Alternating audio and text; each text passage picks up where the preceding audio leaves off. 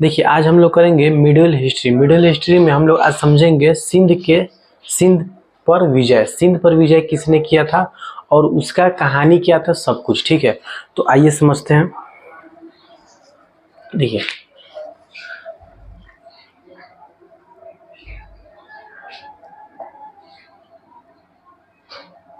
सिंध पर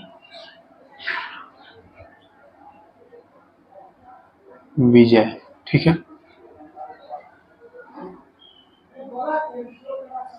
देखिए सिंध पर जो विजय, बस हम लोग ये पढ़ते हैं कि सिंध पर जो विजय हुआ था, यानी कि जो सिंध पर युद्ध के बाद जो जीता था वो कब हुआ था? 712 में। किसने जीता था? मोहम्मद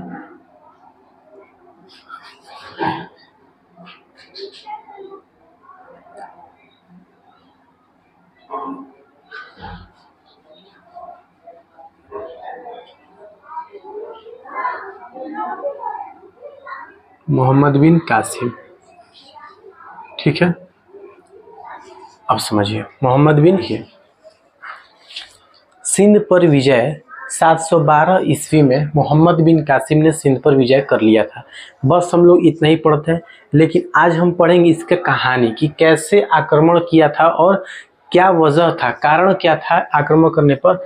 ठीक है, देखिए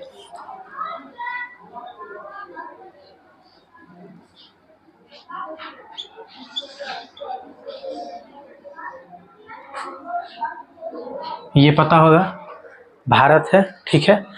अब देखिए यहाँ पर भारत से ही जस्ट नीचे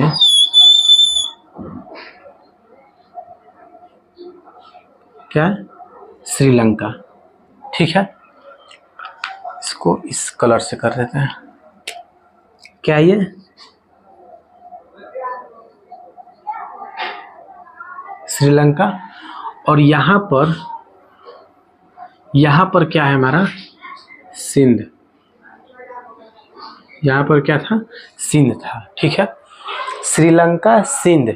श्रीलंका यहाँ पर क्या, एक चीज यहाँ पर समझिए, मोहम्मद साहब के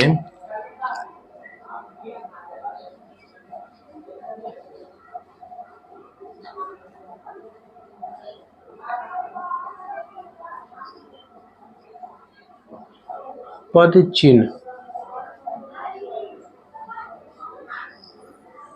मोहम्मद साहब के पद चिन्ह, यानी कि श्रीलंका में हजरत मोहम्मद साहब का क्या मिला था? पैरों का चिन्ह मिला है, ठीक है।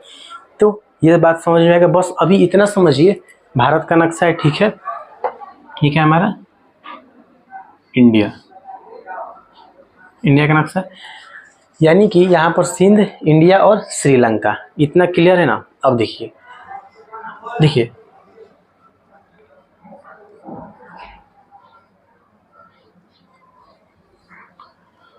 इस्लाम धर्म में एक खलीफा होते थे।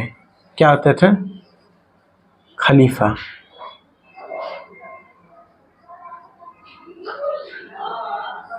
क्या होते थे? खलीफा होते थे, यानी कि इस्लाम धर्म में क्या होते थे? खलीफा होते थे। और खलीफा किसे कहते हैं? देखिए समझिए,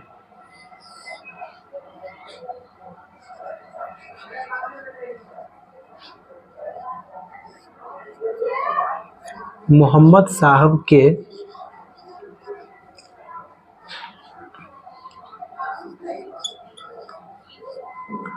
विचारों पर चलने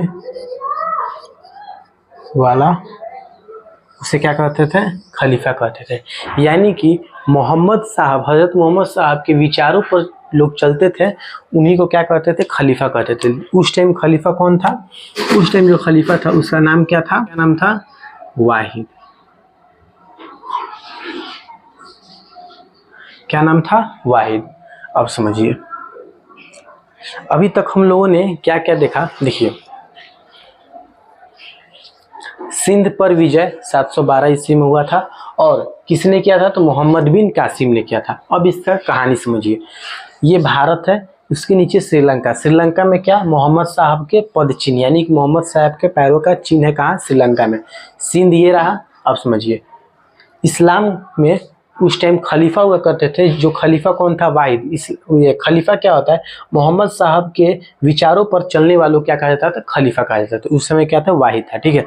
अब वाहिद का जो फैमिली था, परिवार था, उसने कहा कि हम लोग जाना चाहते हैं कहाँ? श्रीलंका। यानी कि क्या करने श्रीलंका? तो मोहम्मद साहब के पद चिन्ह यानी कि पैरों का चिन्ह देखने जाना चाहते हैं कहाँ? श्रीलंका में। तो वाहिद ने कहा ठीक है, हम तुम्हें जाने की परमिशन देते हैं। तो क्या होता है कि वाहिद का जो फैमिली था वह जाने लगता है सिंध के रास्ते हुए होते हुए कहाँ जाता है? श्रीलंका। सिंध के रास्ते हुए कहाँ जाता है? श्रीलंका। क्या करने जाता है? तो दर्शन करने जाता है। क्या करने जाता है? दर्शन करने जाता है। ठीक है। कौन? परिवार। ठीक है, क्लियर है इतना?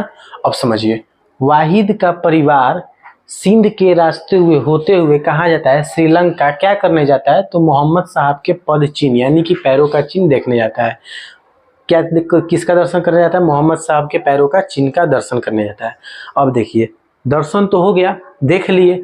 अब उनका जब परिवार चला वहां से क्या हुआ? जब उनका परिवार चला, अब वापस आ रहा है। जब आ रहा था तो क्या हुआ? सिंध में ही उनके साथ क्या हो गया? लूटपाट हो गया। क्या हो गया? लूटपाट हो गया। ठीक है। तो अब ये बात पता चला किसको? वाहिद को, कि मेरे फैमिली वालों के साथ क्या हो गया? वहां पर मेरे फैमिली वालों को सामान क्या किया? सिंध के लोगों ने क्या किया? लूट लिया। तो अब वाहिद गुस्सा हो गया कि ऐसी बात है तो अब हम सिंध पर क्या करेंगे? अब हमला करेंगे। पता लगाओ कि सिंध का राजा कौन है। पता लगाओ क्या? कि सिंध का राजा कौन है। ठीक है। अब पता लगने लगा कि सिंध का राजा कौन है, तो पता चला कि सिंध का जो राजा है उसका क्या नाम है? सिंध का जो राजा है उसका नाम है क्या? दाहिर। सिंध का जो राजा है उसका क्या नाम है? दाहिर। और उसे अब फिर ये बोला वाहिद बोला कि कैपिटल पता करो, राजधानी कहाँ है सिंध का? तो सिंध का राजधानी कहाँ है हमारा? कैपिटल कहाँ है हमारा सिंध का? एलोर, ऐसे इंग्लिश में लिखिए।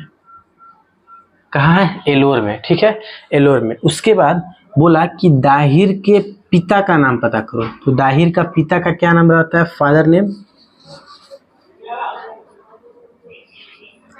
क्या रहता है हमारा? लल। क्या रहता है? लल। ठीक है। अब समझिए, यहां तक तो क्लियर है? एकदम क्लियर है। देखिए फिर से एक बार, वाहिद की फैमिली जाती है कहाँ? श्रीलंका में मोहम्मद साहब का पद चिन्ह देखने के लिए। होता यह है कि परिवार कौन जाता है? परिवार जाता है। जब उधर से वापस जब आते हैं तो क्या होता है कि श्रीलंका से जब वापस आ रहे थे तो सिंध में क्या होता है? इनके साथ लूटपाट हो जाता है। सिंध में क्या होता है? इनके साथ लूटपाट हो जाता है। तो जब लूटपाट होता है तो अब वाहिद को पता चलता है। वाहिद गुस्सा हो जाता है कि हमारे परिवार को किसी ने लूट लिया, तो अब हम बदला लेंगे, यानी कि इस पर हमला करेंगे। तो सिंध पर हमला करने के लिए वाहिद ने पता लगाया कि सिंध का राजा कौन है। तो पता चला कि सिंध का राजा का नाम है दाहिर। उसका कैपिटल कहाँ है सिंध का? तो एलोर। फादर नेम दाहिर के पिता का क्या नाम है? तो लल। इतना क्लियर है? अब समझिए, देखिए इसको मिटा देते हैं थोड़ा।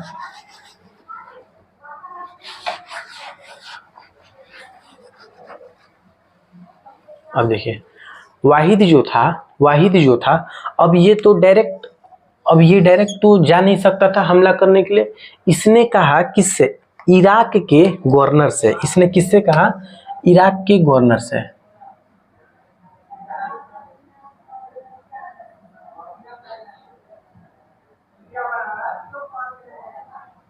इराक के गवर्नर से कहा, क्या कहा? कि तुम काम करो, तुम जाओ हमला करो। इराक के गवर्नर कौन थे? इराक के गवर्नर थे हमारे कौन थे? अल हजाज।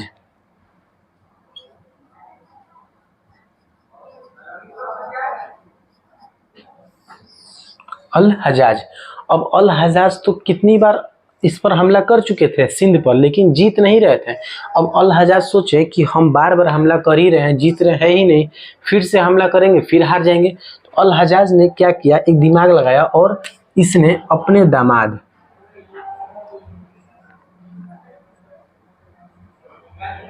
को क्या कहा कि जाओ तुम हमला कर दो। इसके दामाद का क्या नाम था, यही मोहम्मद बिन कासिम।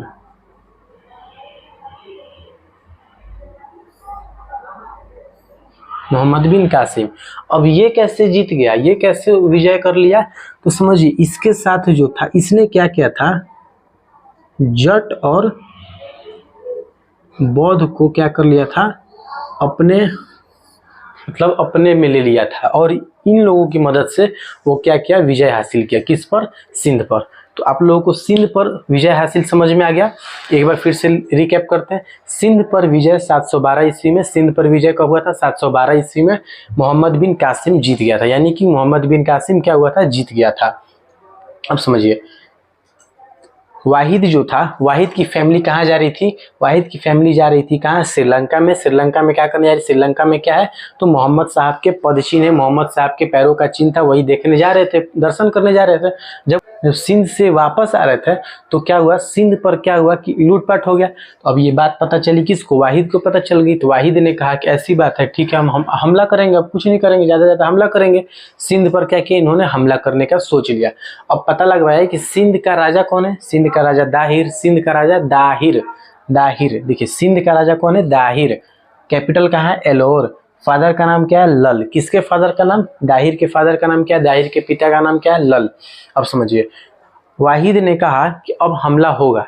तो वाहिद तो जा नहीं सकता था हमला करने के लिए सिंध पर। इसने किससे कहा, इराक के गवर्नर से कहा। किससे कहा, इराक के गवर्नर से कहा। इराक के गवर्नर का नाम क्या है, अल हजाजा। अल हजाज, इराक के गवर्नर का नाम क्या था, अल हजाज। इसने देखा कि हम कितनी बार आक्रमण कर चुके हैं लेकिन कोई फायदा है नहीं, हार चुके हैं।